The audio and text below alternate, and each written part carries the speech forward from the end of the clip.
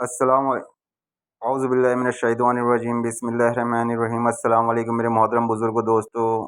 ये सच वाला जी जो तो संघी ही है, इन्होंने आज एक वीडियो डाली है यतीम औरतों से निकाह। आज ये यतीम औरतों से निकाह के माने कुरान के बारे में क्या ज़हर उगलते हैं, चलिए हम वो देखते हैं। चलिए वीडियो प्ले करते हैं।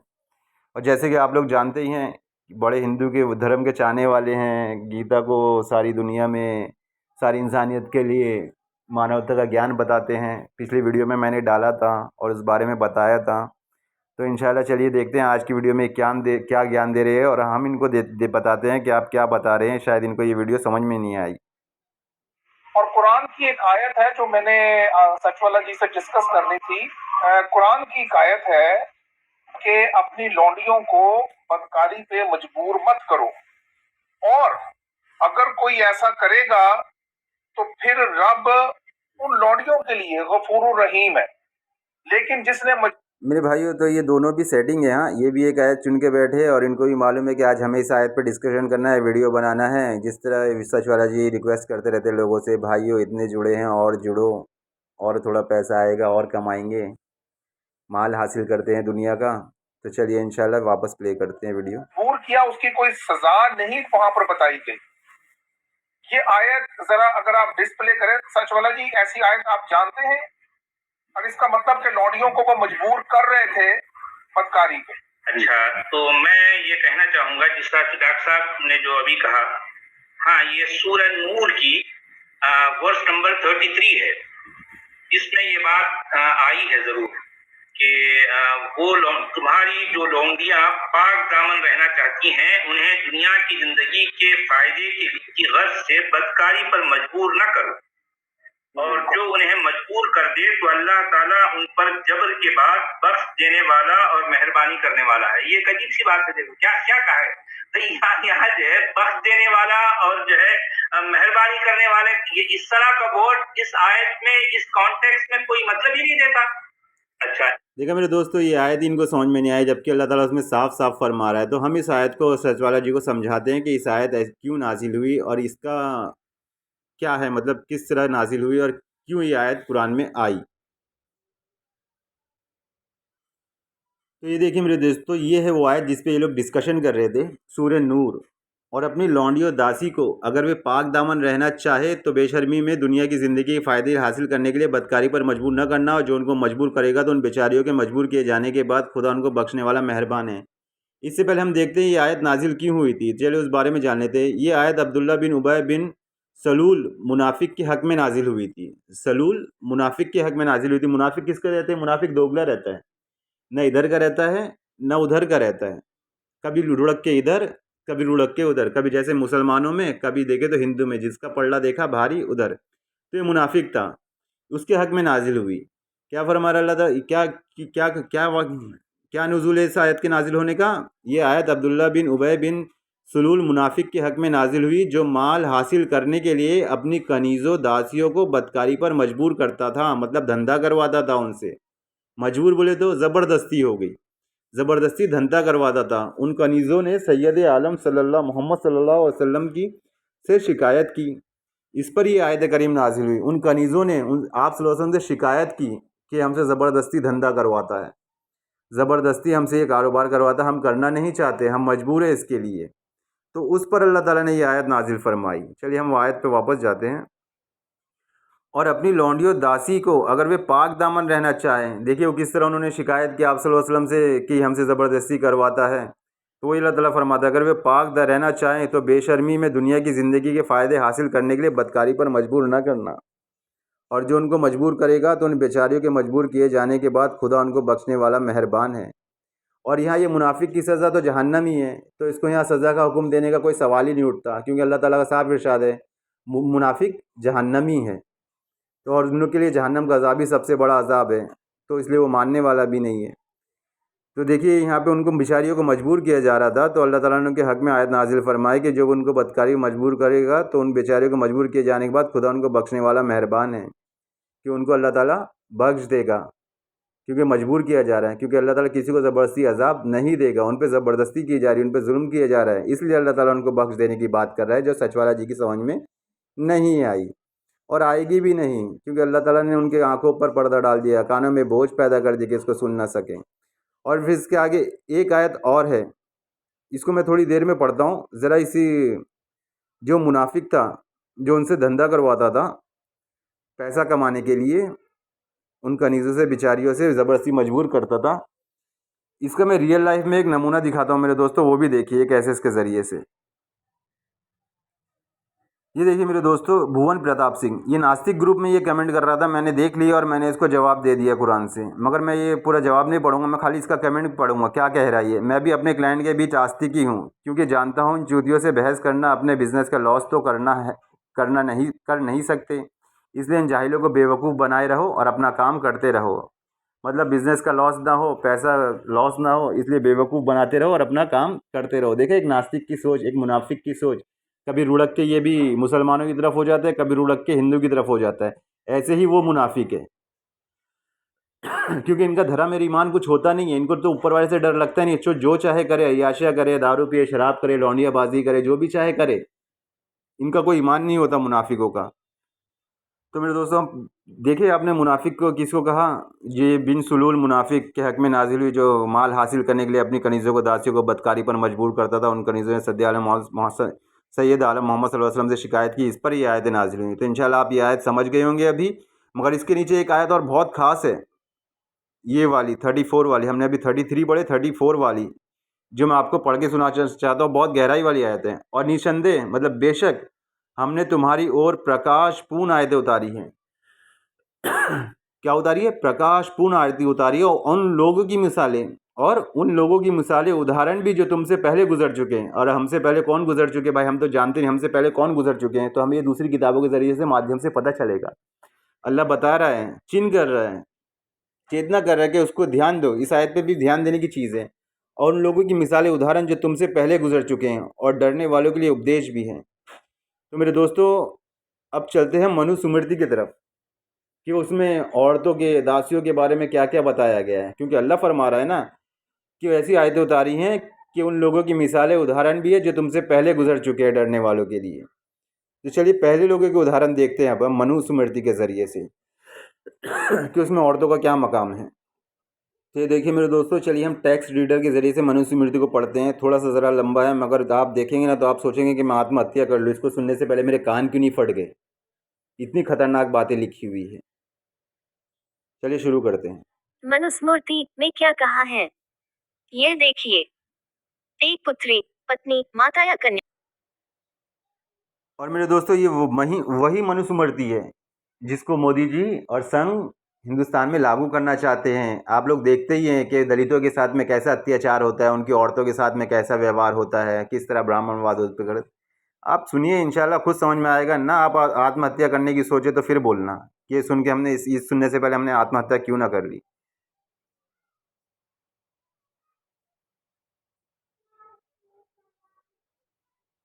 यह देखिए।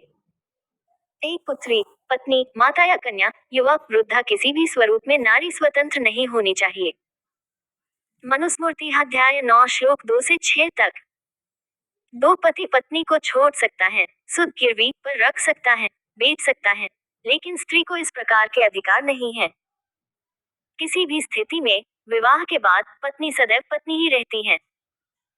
मनुस्मृति अध्याय 9 श्लोक -45। अंबेडकर जी ने भी जब इसको जला दिया था। संपत्ति और मिल्कियत के अधिकार और दावों के लिए शूद्र की स्त्रियां भी दास हैं। स्त्री को संपत्ति रखने का अधिकार नहीं है। स्त्री की संपत्ति का मालिक उसका पति, पुत्र या पिता है।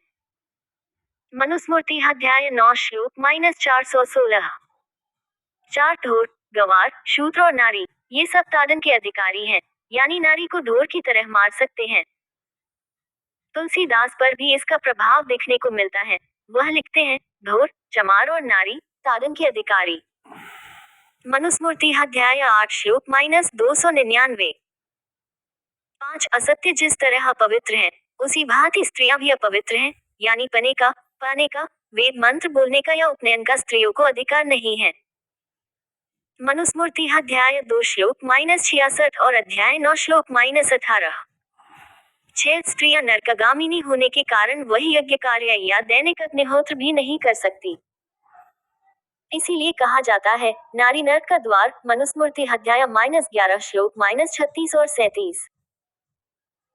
7 यज्ञ कार्य करने वाली या वेद मंत्र बोलने वाली स्त्रियों से किसी ब्राह्मण भी ने भोजन नहीं लेना चाहिए। स्त्रियों ने किए हुए सभी यज्ञ कार्य अशुभ होने से देवों को स्वीकार्य नहीं है। मनुस्मृति अध्याय 4 श्लोक -205 और 206। 8 मनुस्मृति के मुताबिक तो स्त्री पुरुष को मोहित करने वाली अध्याय 2 श्लोक -214। 9 स्त्री पुरुष को दास बनाकर पदभ्रष्ट करने वाली है अध्याय 2 श्लोक -214।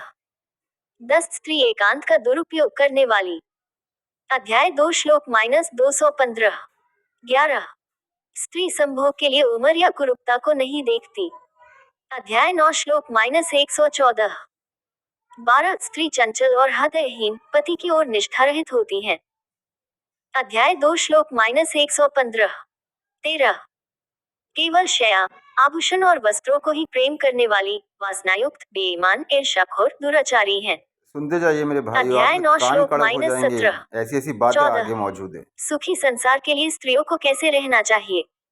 इस प्रश्न के उत्तर में मनु कहते हैं 1 स्त्रियों को जीवन भर पति की आज्ञा का पालन करना चाहिए मनुस्मृति अध्याय 5 श्लोक -115।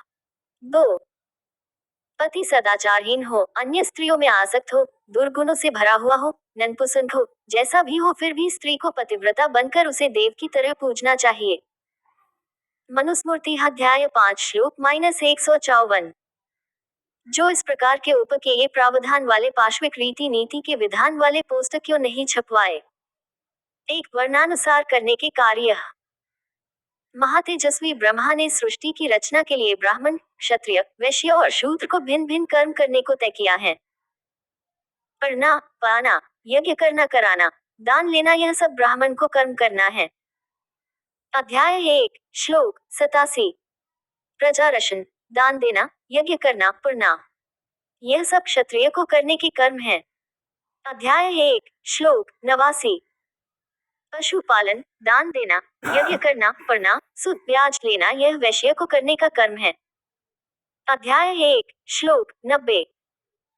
द्वेष भावना रहित आनंदित होकर उपर्युक्त तीनों वर्गों की निस्वार्थ सेवा करना, यह शूद्र का कर्म है। अध्याय 1 श्लोक 91। 2 प्रत्येक वर्ण की व्यक्तियों के नाम कैसे हो? योजक चिन्ह। ब्राह्मण का नाम मंगलसूचक उदा, शर्मा या शंकर। क्षत्रिय का नाम शक्ति सूचक उदा, सिंह। वैश्य का नाम धनवाचक पुष्टियुक्त उदा, शाह। शूद्र का नाम निंदित या दास शब्द युक्त उदा, मणिदास, देवीदास। अध्याय 2 श्लोक 31-32। 3 आचमन के लिए लेने वाला जल। ब्राह्मण को हृदय तक पहुंचे उतना, क्षत्रिय को कंठ तक पहुंचे उतना, वैश्य को मुंह में फैले उतना, शूद्र को होठ भीग जाए उतना आचमन लेना चाहिए। अध्याय 2 श्लोक 62। 4 व्यक्ति सामने मिले तो क्या पूछे? योजक चिन्ह। ब्राह्मण को कुशल विषयक पूछे, क्षत्रिय को स्वास्थ्य विषयक पूछे, वैश्य को क्षेम विषयक पूछे, शूद्र को आरोग्य विषयक पूछे। अध्याय 2 श्लोक 127। 5 वर्ण की श्रेष्ठता का अंकन। ब्राह्मण को विद्या से, क्षत्रिय को बल से, वैश्य को धन से, शूद्र को जन्म से ही श्रेष्ठ मानना, यानी वह जन्म से ही शूद्र है। अध्याय 2 श्लोक 155। 6 विवाह के लिए कन्या का चयन। ब्राह्मण सभी 4 वर्ण की कन्याएं पंसद कर सकता है। क्षत्रिय ब्राह्मण कन्या को छोड़कर सभी तीनों वर्ण की कन्याएं पंसद कर सकता है। वैश्य वैश्य की और शूद्र की ऐसे 2 वर्ण की कन्याएं पंसद कर सकता है। शूद्र को शूद्र वर्ण की ही कन्याएं विवाह के लिए पंसद कर सकता है। अध्याय 3 श्लोक 13। यानी शूद्र को ही वर्ण से बाहर अन्य वर्ण की कन्या से विवाह नहीं कर सकता। 7 अतिथि विषयक। ब्राह्मण के घर केवल ब्राह्मण ही अतिथि गिना जाता है और वर्ण की व्यक्ति नहीं। क्षत्रिय के घर ब्राह्मण और क्षत्रिय ही ऐसे 2 ही अतिथि गिने जाते थे। वैश्य के घर ब्राह्मण, क्षत्रिय और वैश्य तीनों द्विज अतिथि हो सकते हैं, लेकिन शूद्र के घर केवल शूद्र ही अतिथि कहलवाता है। अध्याय 3 श्लोक 110 और कोई वर्ण का नहीं सकता। 8 पके हुए अन्न का स्वरूप। ब्राह्मण के घर का अन्न अमृतमय, क्षत्रिय के घर का अन्न पेय दुग्ध रूप, वैश्य के घर का अन्न जो है यानी अन्न रूप में, शूद्र के घर का अन्न रक्त स्वरूप है यानी वह खाने योग्य ही नहीं है। अध्याय 4 श्लोक 14 9 शव को कौन से द्वार से ले जाए? योजक चिन्ह। ब्राह्मण के शव को नगर के पूर्व द्वार से ले जाए, क्षत्रिय के शव को नगर के उत्तर द्वार से ले जाए, वैश्य के शव को पश्चिम द्वार से ले जाए, शूद्र के शव को दक्षिण द्वार से ले जाए। अध्याय 5 श्लोक 92 10 किसकी सौगंध लेने चाहिए? योजक चिन्ह। ब्राह्मण को सत्य के, क्षत्रिय वाहन के, वैश्य को गाय व्यापार या सुवर्ण के, शूद्र को अपने पापों की सौगंध दिलवाने चाहिए। अध्याय 8 श्लोक 113 11 महिलाओं के साथ गैरकानूनी संभोग करने हेतु। ब्राह्मण अगर अवैधिक गैरकानूनी संभोग करे तो सिर पे मुंडन करे। क्षत्रिय अगर अवैधिक गैरकानूनी संभोग करे तो 1000 भी दंड करे। वैश्य अगर अवैधिक गैरकानूनी संभोग करे तो उसकी सभी संपत्ति को छीन ली जाए और 1 साल के लिए कैद और बाद में देश निष्कासित। शूद्र अगर अवैधिक गैरकानूनी संभोग करे तो उसकी सभी संपत्ति को छीन ली जाए, उसका लिंग काट लिया जाए। शूद्र अगर द्विज जाति के साथ अवैधिक गैरकानूनी संभोग करे तो उसका एक अंग काट के उसकी हत्या कर दे। अध्याय 8 श्लोक 374 375 37 9 12 हत्या के अपराध में कौन सी कार्यवाही हो? योजक चिन्ह। ब्राह्मण की हत्या यानी ब्रह्महत्या महापाप।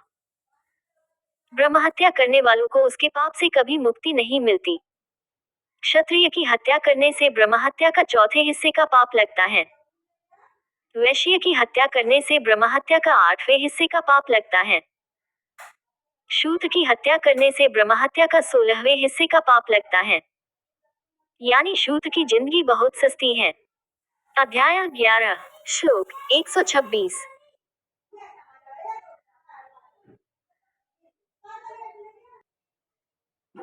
तो मेरे दोस्तों देख लिया आप लोगों ने जो आयत के बारे में डिस्कशन कर रहे थे सचवाला जी, उसके नीचे वाली आयत ने सारा भांडा फोड़ दिया और निसंदेह हमने तुम्हारी ओर प्रकाशपूर्ण आयतें उतारी है और उन लोगों की मिसालें उदाहरण भी जो तुमसे पहले गुजर चुके हैं। देख लिया हमसे पहले जो गुजर चुके हैं उन लोगों के क्या विचार थे। तो चलिए अब हम वीडियो देखते हैं और आगे दूसरी आयत सूरह निसा की जो सचवाला जी बयान कर रहे हैं, मैंने सब नोट करके रखा है, उनका हम खुलासा करेंगे। देखिए, वइन खिफ्तुम अल्ला तुक़सितू फिल यतामा फंकिहू मा ताब लकुम मिनन निसाई मसना व सुलासा व रुबा वइन खिफ्तुम अल्ला तादिलू फवाहिदतन औ मा मलकत अयमानुकुम। ये यहाँ पर जो है ये वर्ड जो औ मा मलकत अयमानुकुम आया है, यही है असल सारा जो है कितना। मैं इसकी थोड़ी सी जो है एक्सप्लेनेशन भी कर दूंगा। ये वर्ष में जो बात बताई जा रही है कि अगर तुम्हें डर हो कि तुम यतीमों के दरमियान इंसाफ न कर सको, उनके दरमियान में जो है एक ठीक वाला मामला नहीं कर सकते, तो तुम जो तुम्हारी पसंद की हैं औरतें, जो तुम्हारी पसंद की औरतें हैं, उनमें से 2-2, 3-3, 4-4 इनसे निकाह कर लो।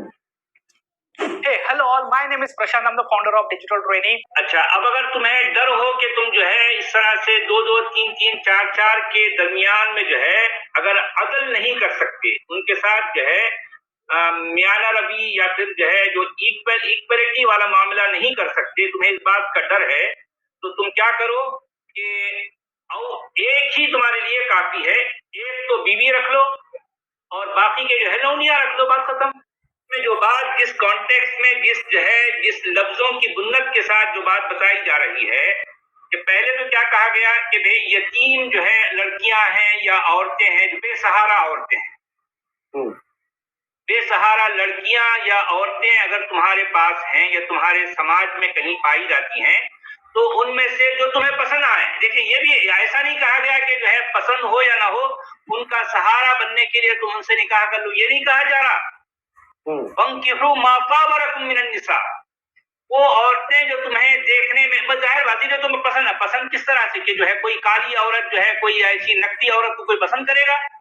यहाँ तो बात ये है कि देखने में खूबसूरत भी होनी चाहिए, ठीक है। ऐसी औरतें तुम जो तुम पसंद करते हो उनमें से 2-2 या 3-3, अब यहाँ क्या बात आई है मालूम, 2-2 2 plus 3 plus 4 is equal to, ये तो कोई 8-10 से क्रॉस कर रहा है सर। तो 18 करेंगे, 18 का हिसाब रखें या फिर हाँ, या तो 18 रखें, या अगर आप 22 प्लस 33 प्लस 44, तो उन्होंने जो तर्जुमा किया है यही किया है। वहां पर उस तर्जुमे में डंडी क्या मारी है, वहां पर उन्होंने ये लिखा है कि जो है या तो 2-2 या तो 3-3 या तो 4-4, लेकिन यहाँ पर या नहीं आया है, यहाँ पर वाउ आया है। अरबी में एक वर्ड होता है औ और एक जो है लेटर होता है वा, यहाँ वाउ आया है। वाउ का मतलब होता है और, यानी प्लस के मीनिंग में।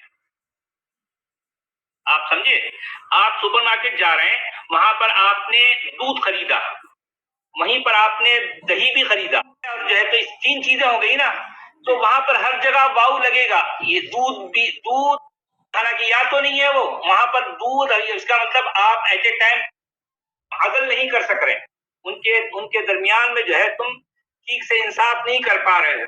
तो तुमको क्या करना है कि अभी एक ही रख लो, एक बीवी रख लो और बाकी की लौंडियां रख लो, क्योंकि लौंडियों के बीच में इंसाफ का तो कोई मसला ही नहीं है ना उनके साथ। ये देखिए मेरे भाइयों कि एक रख लो और लौंडिये रख लो, मत और थोड़ी सी वीडियो सुनिए। तो भाई देखिए बात ये हो रही है कि भाई एक बीवी रख लो और 4 अलमारियां रख लो, या एक बीवी रख लो, 4 चप्पल।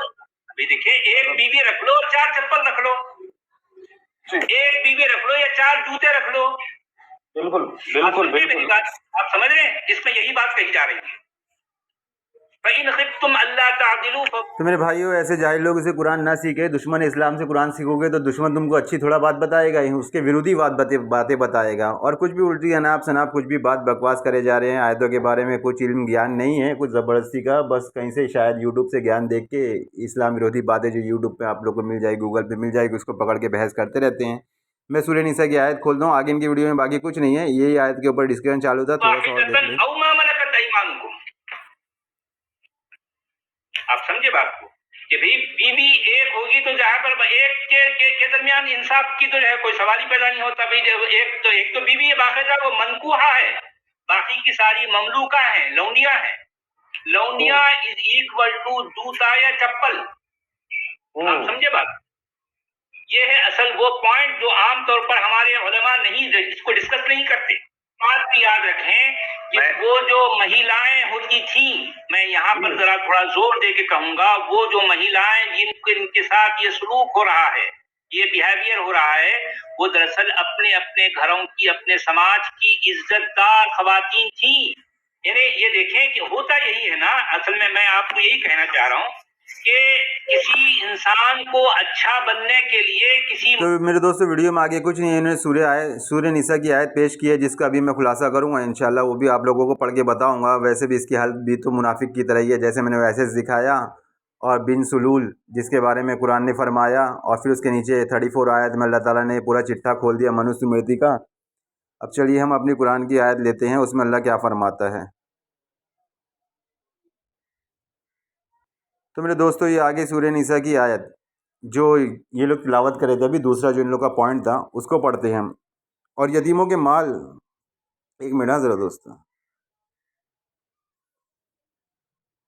हाँ चलिए अभी हम पढ़ते हैं ये सूरह निसा की आयत। और यतीमों के माल जो तुम्हारे कब्ज़े में है उनके हवाले कर दो, और उनको पाकीज़ा और उम्दा माल को अपने ख़राब और बुरे माल से ना बदलो, और उनका माल अपने माल में मिलाकर ना खाओ। सॉरी, यहाँ पे ना था, मेरे लिखने में थोड़ा मिस्टेक हो गई। ना खाओ कि ये बड़ा सख्त गुनाह है। और अगर तुमको इस बात का डर हो कि यतीम लड़कियों के बारे में इंसाफ ना कर सकोगे, तो उसके सिवा जो औरतें तुमको पसंद हो, 2-2 या 3-3 या 4-4 उनसे निकाह कर लो। और अगर इस बात का डर हो कि सब औरतों से बराबर का व्यवहार ना कर सकोगे, तो एक औरत काफ़ी है, या लौंडी, क्या एक औरत काफ़ी है या लौंडी जिसके तुम मालिक हो, इससे तुम बेइंसाफ़ी से बच जाओगे। तो यहाँ लौंडी 4-5 रख लो, ऐसा कुछ नहीं है। तो देखा मेरे भाइयों किस तरह वो उल्टी सीधी बकवास कर रहे थे। औरतें 4 ही रखने गए, चाहे उसमें वो तुम लौंडी से निकाह कर लो, ये लौंडी रख लो, या एक औरत करके उससे भी निकाह कर लो। तो अब चलिए इसके आयत का नुज़ूल देखते हैं हम क्या है, ये आयत क्यों नाजिल हुई थी। आयत का माना में चंद कौल है। इस आयत के मायने में चंद कौल है कि हसन का कौल है कि पहले ज़माने में मदीने के लोग अपने ज़ेर विलायत यतीम लड़कियों से उसके माल की वजह से निकाह कर लेते थे। किसकी वजह से निकाह कर लेते थे? यतीम लड़कियों से, माल की वजह से। ये ऊपर अल्लाह ताला ने फरमाया, और यतीम के माल को जो तुम्हारे कब्ज़े में है उनके हवाले कर दो, और उनके पाकीज़ा उम्दा माल को अपने ख़राब माल और बुरे माल से ना बदलो, और उनका माल अपने माल में मिलाकर ना खाओ। तो यही आयत का वो नुज़ूल है, क्यों है ये आयत नाजिल हुई। आयत के माने में चंद कौल है कि हसन का कौल है कि पहले ज़माने में मदीने के लोग अपनी ज़ेर विलायत यतीम लड़कियों से उसके माल की वजह से निकाह कर लेते थे, बावजूद कि उसकी तरफ रग़बत ना होती, फिर उसके साथ सोबत कर लेते। रग़बत ना होती मतलब उससे मोहब्बत नहीं होती थी, कुछ नहीं होती थी, उसकी तरफ खिंचावपन नहीं होता था, अट्रैक्शन नहीं होता था, फिर भी उससे निकाह कर लेते थे। क्यों? उसके माल के ज़रिए से। क्योंकि मुनाफिकों का तो कोई ईमान नहीं होता, नास्तिकों का तो कोई ईमान नहीं होता है, उनको तो माल की मोहब्बत होती है, बस पैसा कमाओ, ऐश करो। तो वो अल्लाह ताला वो इसमें फरमाया जा रहा, रग़बत ना होती थी, फिर उसके साथ सोहबत व मुशारत, अच्छा सलूक ना करते, और उसके माल के वारिस बनने के लिए उसकी मौत का इंतज़ार करते थे। मौत का इंतज़ार करते थे, मौत का इंतज़ार करके मर जाएगी तो फिर जब जाके इसका माल हमारे कब्ज़े में आ जाएगा। तो मेरे दोस्तों देखा, उनकी मौत का इंतज़ार करते रहते थे। इस आयत में उन्हें इससे रोका गया। इस कौल के ये है कि ये लोग यतीमों की विलायत से तो बेइंसाफ़ी हो जाने के आदेश से घबराते थे और ज़िना की परवाह न करते थे। उन्हें बताया गया कि अगर तुम नाइंसाफ़ी के आदेश से यतीमों की विलायत से गुरेज़ करते हो तो ज़िना से भी खौफ करो, और इससे बचने के लिए जो औरतें तुम्हारे लिए हलाल है उनसे निकाह करो और हराम के करीब मत जाओ। एक कौल ये है कि लोग यतीमों की विलायत व सरपरस्ती में तो नाइंसाफ़ी का आदेश करते थे और बहुत से निकाह करने में कुछ बाग खौफ नहीं रखते थे। उन्हें बताया गया कि जब ज़्यादा औरतें निकाह में हो तो उनके हक़ में नाइंसाफ़ी से भी डरो, उतनी ही औरतों से निकाह करो जिनके हुकूक अदा कर सको। इकरामे ने हज़रत इब्न अब्बास से रिवायत की कि कुरैश 10-10 बल्कि इससे ज़्यादा औरतें करते थे, और जब उनका बार ना उठा सकता तो जो यतीम लड़कियां उनके सरपरस्त में होती थी उनका माल खर्च कर डालते। इस आयत में फरमाया गया कि अपनी इस्तिताअत देख लो और 4 से ज़्यादा न करो, ताकि तुम यतीमों का माल खर्च करने की हाजत पेश ना आए। मसला इस आयत से ये मालूम हुआ कि आज़ाद मर्द के लिए एक वक्त में 4 औरत तक से निकाह जायज़ है, ख्वाह वे आज़ाद हो या अहम यानी बांदी यानी उसकी दासी। तो मेरे दोस्तों देखा उस आयत का नज़ूल होने का मतलब कि उतने टाइम पे लोग किस किस तरह से हरकतें करते थे और किस किस तरह अल्लाह ने उनको सुधारा, सीधा रास्ता दिखाया। और लोग इस्लाम के ख़िलाफ़ गलत प्रचार करते हैं और ऐसे लोगों से कुरान सीखते हैं। तो मेरे भाइयों, कुरान खुद पढ़ें, खुद समझें।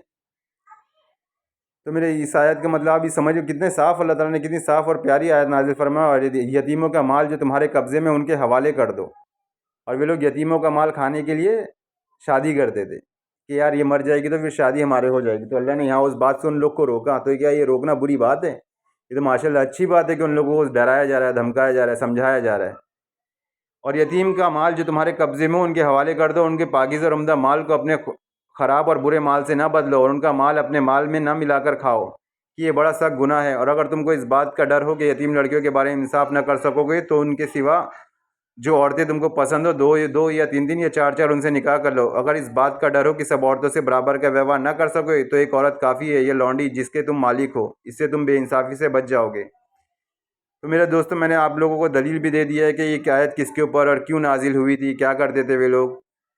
तो इस आयत में ऐसा कुछ बुरा नहीं है जिसका सच वाला जी मजाक उड़ा रहे हैं बैठ के वहाँ पर और फितना फैला रहे हैं। तो मेरे दोस्तों चलिए वीडियो बंद करता हूँ, काफ़ी लंबी हो गई है, माफ़ी चाहता हूँ, लंबी वीडियो क्या करूँ बनानी पड़ती है। चलिए अस्सलाम वालेकुम, इंशाल्लाह दूसरी वीडियो में मुलाकात होगी। तो मेरे नॉन मुस्लिम भाइयों से रिक्वेस्ट है कि ऐसे लोगों से कुरान ना सीखे, खुद पढ़े खुद सीखे। जो वक्त गुजर गया, अभी कुरान हक है, यही रहेगा। दीन मुकम्मल हो चुका है, अल्लाह ताला ने दीन मुकम्मल कर दिया है। अब कोई नबी नहीं, कोई पैगंबर नहीं, और कुरान का हाफिज़ ज़िम्मा भी खुद ले लिया है कि कोई इसमें बदलाव रद्दो बदल नहीं कर सकता। कुरान जैसा था वैसा ही रहेगा। अब जब कुरान वैसा ही रहेगा तो दूसरी किताब भेजने का सवाल ही नहीं उठता, और इसमें कोई उंगली बाजी भी नहीं कर सकता। तो इससे भी हमें ज़ाहिर होता है कि दीन मुकम्मल हो चुका है, कुरान आखिरी किताब है। अब सीधे डायरेक्ट इंशाल्लाह क़यामत ही होगी, स्वर्ग लोग यमलोक के नज़ारे देखने मिलेंगे, और कोई चीज़ अब देखने नहीं मिलने वाली। इस पृथ्वी की उम्र भी पूरी हो चुकी है, धीरे धीरे बूढ़ी होती जा रही है, पता नहीं कब टूट फूट के बंजर मैदान हो जाए। अब देखते नहीं कितना बचाने का इसको प्रयास चलता है, तो कोई इसको बचाने वाला भी नहीं, कोई बचा भी नहीं सकता, इसको तो नष्ट होना ही है। चलिए अस्सलाम वालेकुम रहमतुल्लाहि व बरकातहू।